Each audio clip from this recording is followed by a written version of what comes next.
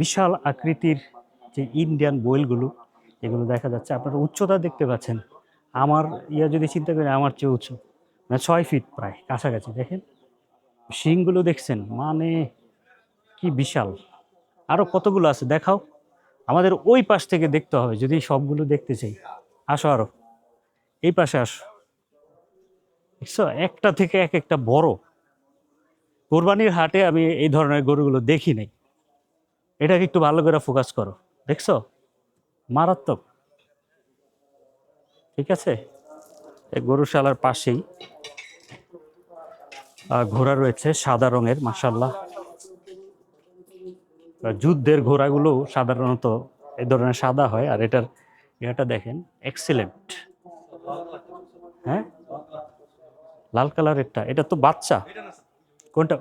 ওই পাশেরটা আবার পিছন থেকে লাথি দেয়, সমস্যা আছে। আসো, প্রিয় দর্শক, আপনাদেরকে কয়েকটা ঘোড়া দেখাচ্ছি আমি।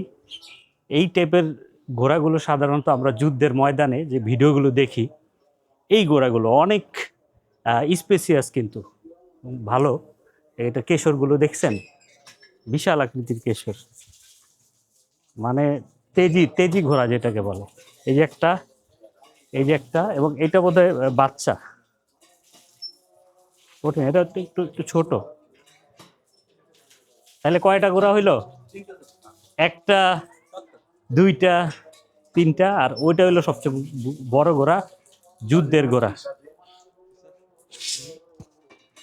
ঘোড়া স্যার, ঘোড়া, ঘোড়া দেখছেন, এই ঘোড়াটাই আমার পছন্দ হয়েছে। এই যুদ্ধে যাওয়ার জন্য এই ঘোড়াটাই বেস্ট। এটা বড়, হাইট বেশি।